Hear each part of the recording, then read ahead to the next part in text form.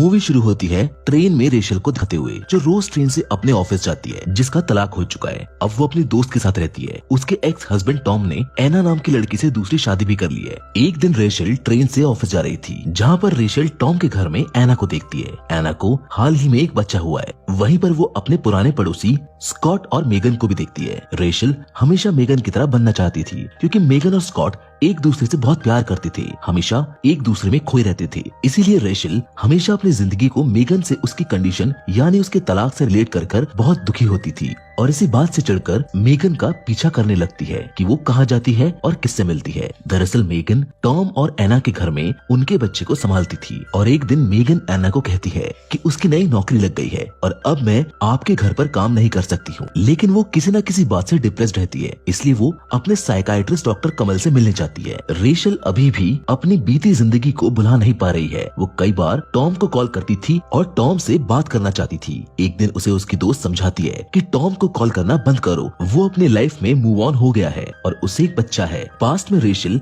और टॉम के बीच तलाक इसलिए हुआ क्योंकि अल्कोहल ज्यादा कंज्यूम करने के कारण रेशल माँ कभी नहीं बन सकती थी। उसने काफी बार IVF ट्रीटमेंट करवाया, लेकिन हर बार रेशल फेल हो जाती है। इसी कारण से रेशल डिप्रेशन में आ जाती है और वो इसी कारण से ज्यादा स्मोकिंग भी करने लगती है। इसके बाद रेशल और भी ज्यादा नशा करती है। उसकी हालत इतनी ज्यादा खराब हो चुकी थी कि कई बार उसे ब्लैकआउट होने लगता है, यानी कि उसे दिन में कहीं भी और कभी भी बीच में चक्कर आते थे, जिसके बाद वो बेहोश हो जाती थी। और ब्लैकआउट के बीच जो भी होता था उसे कुछ भी याद ही नहीं रहता था। अब इसी दौरान एक दिन जब वो ट्रेन में सफर कर रही होती है तो उसकी नजर मेगन पर पड़ती है, जो किसी और ही इंसान को किस कर रही थी। रेशल को लगता है कि शायद मेगन स्कॉट को धोखा दे रही है। वो सोचती है कि मैं मेगन का घर ऐसे खराब नहीं होने दूंगी और वो स्कॉट को ऐसे धोखा नहीं दे सकती। अब कुछ देर बाद वो शराब के नशे में धुत ट्रेन से उतरकर उसके घर जाने लगती है, लेकिन रात भर क्या होता है उसे कुछ भी याद नहीं रहता है। अगले दिन वो अचानक अपने बिस्तर पर उठती है। उसके शरीर पर चोट के निशान होते हैं और उसके कपड़ों पर खून लगा होता है, पर ब्लैकआउट के कारण उसे कुछ भी याद नहीं रहता है कि पिछली रात उसके साथ क्या हुआ।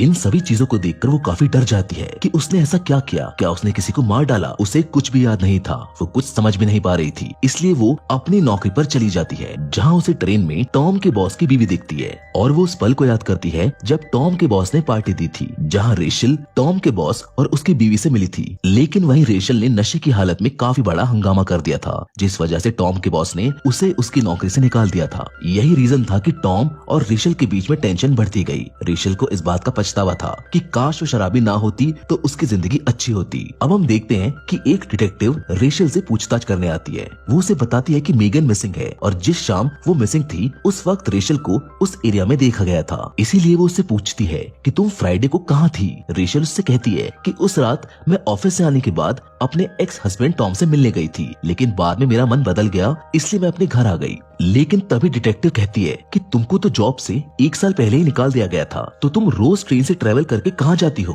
ये सुनकर रेशल काफी कंफ्यूज होती है और बात का जवाब नहीं देती है, जिसे देखकर अब डिटेक्टिव को भी उसके ऊपर शक होने लगा था। लेकिन उसके पास कोई सबूत नहीं था, इसलिए पूछताछ के बाद वो उसे वहाँ से जाने देती है। लेकिन जाते वक्त रेशल उसे बताती है कि मैंने उस दिन मेगन को किसी और को किस करते हुए देखा था, जिस पर डिटेक्टिव उससे कहती है कि एना ने तुम्हारे खिलाफ कई बार शिकायत की है कि तुम बार बार उनको कॉल करती हो और वहाँ पर आती जाती रहती हो। बेहतर यही होगा कि तुम उनसे और उनके पड़ोसियों से दूर रहो। जिसके बाद अब हमें फ्लैशबैक दिखाया जाता है, जहाँ पे पास में हम मेगन और उसके साइकाइट्रिस्ट डॉक्टर कमल को आपस में बात करते हुए देखते हैं। यहाँ पर मेगन उसके और उसके पति के बीच के रिश्ते की बात कर रही होती है और बात करते हुए वो काफी इमोशनल हो जाती है। देखने से ऐसा लगता है कि शायद इन दोनों के बीच में कुछ रिश्ता था और इसी बात को छुपाने के लिए डॉक्टर कमल ने मेगन को गायब किया होगा। यहाँ रेशल को लगता है कि स्कॉट को मेगन के अफेयर के बारे में पता होना चाहिए, इसलिए वो मेगन की फ्रेंड बनकर उसके घर चली जाती है और स्कॉट को किसिंग वाली सारी बात बताती है। स्कॉट रेशल को मेगन के साइकाइट्रिस्ट की एक फोटो दिखाता है और उससे कहता है कि किस करने वाला इंसान यही था क्या। रेशल उसे पहचान जाती है और बोलती है कि हाँ ये वही है। यही बात स्कॉट पुलिस को बताता है और पुलिस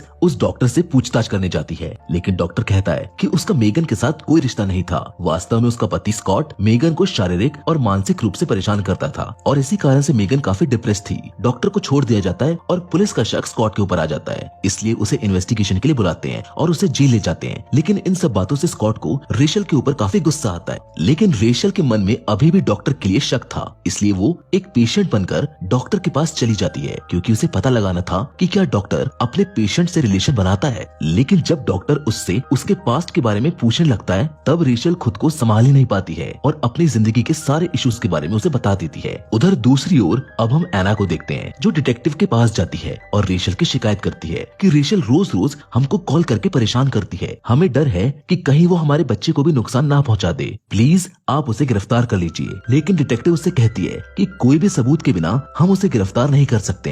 अब कुछ दिन तक ऐसे ही चलता रहता है, लेकिन एक दिन पुलिस को मेगन की लाश मिल जाती है। उसकी जांच के बाद पता चलता है कि मेगन प्रेग्नेंट थी, जिसके बाद एना का रेशल के ऊपर शक और ज्यादा गहरा हो जाता है, क्योंकि वो कई बार उस एरिया में देखी गई थी। लेकिन टॉम उससे कहता है कि वो ऐसा नहीं कर सकती है। जिसके बाद अब हम देखते हैं कि पुलिस स्कॉट को छोड़ देती है और वो गुस्से में रेशल के घर में घुस जाता है, क्योंकि उसी कारण से पुलिस का शक स्कॉट पर गया था और उसे ये भी पता चल जाता है कि रेशल मेगन की फ्रेंड नहीं है, इसीलिए वो रेशल के घर में घुसकर उसको मारने लगता है, जिससे रेशल काफी डर जाती है और वो सारी बात डिटेक्टिव को बताती है कि स्कॉट का बिहेवियर काफी एग्रेसिव है, इसी ने मेगन को मारा होगा, जो अब मुझे भी मारने की कोशिश कर रहा है। लेकिन डिटेक्टिव उसको बोलती है कि इसने मेगन को नहीं मारा, क्योंकि जब मेगन की मौत हुई थी उस समय की स्कॉट की सीसीटीवी फुटेज मिली है। उस टाइम वो एक बार में बैठा था। पास्ट में जब रेशल ने मेगन को डॉक्टर के साथ देखा था, दरअसल तब मेगन को पता चल गया था कि वो प्रेग्नेंट है और वो डॉक्टर से बात कर रही थी, और इसी वजह से वो काफी इमोशनल हो जाती है और रोने लगती है। डॉक्टर तो उस समय सिर्फ सिंपैथी दिखा रहा था, इसके अलावा उनका कोई भी अफेयर नहीं था,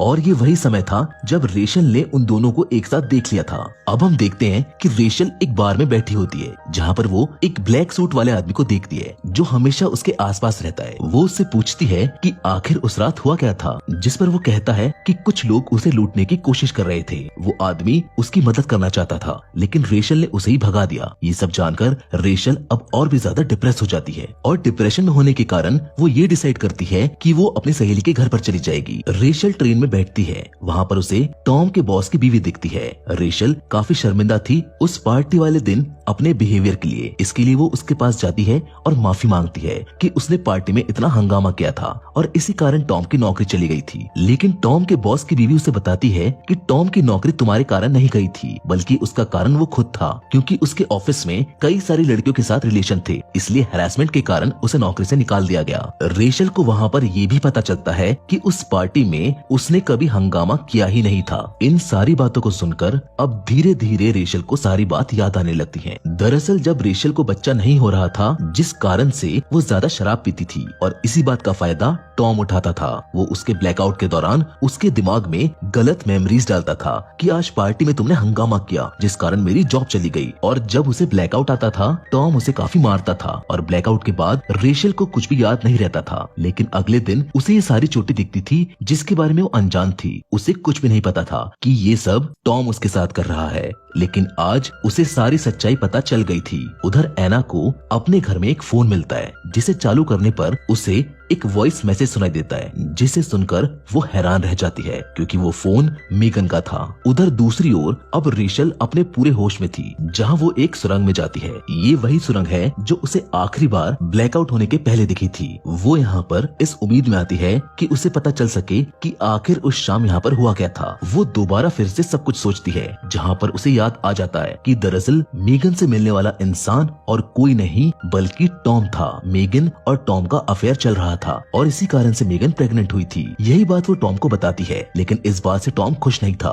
टॉम मेगन को बोलता है कि तुम अबॉर्शन करवा लो, लेकिन मेगन मना करती है, जिससे टॉम उसे मार डालता है। लेकिन जब उसका ध्यान रेशल की तरफ जाता है, वो रेशल को मारकर मेगन को लेकर चला जाता है। यहाँ पर मेगन का मर्डर करने वाला टॉम था। रेशल एना को अलर्ट करने के लिए उसके घर जाती है। यहाँ एना को भी पता चल गया था कि टॉम और मेगन का अफेयर था। लेकिन जब टॉम वहाँ आता है, तो वो दोनों ही उसे बताती है कि तुम्हारा मेगन के साथ अफेयर चल रहा था और तुमने ही उसे मारा है। है क्योंकि वो प्रेग्नेंट थी। हमें अब सब पता चल गया है। रेशल उसको ये भी कह देती है कि उसे सब कुछ याद आ गया है कि कैसे वो उसके दिमाग में गलत मेमोरीज फीड करता था। ये सब सुनते ही टॉम भी गुस्से में रेशल के सर पर शराब की बोतल से वार कर देता है, जिससे वो बेहोश हो जाती है। और थोड़ी देर बाद जब रेशल को होश आता है तो टॉम उसे मारने की कोशिश करता है, लेकिन रेशल वहाँ से भाग जाती है। टॉम उसका पीछा करता है, लेकिन भागते भागते रेशल के हाथ में एक हथियार आ जाता है, जिससे वो उसे काफी मारती है, जिसमें उसकी मदद एना भी करती है। वो दोनों मिलकर टॉम को मार देती है। इस मर्डर के कारण पुलिस इन दोनों को पकड़ती है और इन्वेस्टिगेशन में ये दोनों पुलिस को बताती है कि टॉम ने ही मेगन को मारा था, जिस बात का इन दोनों को पता चल गया था और इसीलिए वो इन दोनों को भी मारने आया था और सेल्फ डिफेंस में ही इन दोनों ने उसकी जान ली है, जिस कारण से इन दोनों के खिलाफ कोई भी केस नहीं बनता है और मेगन के मर्डर का केस भी सॉल्व हो जाता है। आखिरी में हम रेशल को मेगन की कब्र पर देखते हैं, जो उससे कहती है कि हम तीनों हमारी पीछे की कहानी के कारण एक दूसरे से हमेशा के लिए जुड़े रहेंगे। एट लास्ट वो फिर से ट्रेन में सफर कर रही थी, लेकिन इस बार वो दूसरी साइड पर बैठी होती है, जिसका मतलब कि अब वो पुरानी रेशल नहीं थी। वो अपनी जिंदगी की एक नई शुरुआत करना चाहती थी। और इसी के साथ ये कहानी यहाँ पर खत्म हो जाती है। हम उम्मीद करते हैं कि आपको इस फिल्म की कहानी पसंद आई होगी।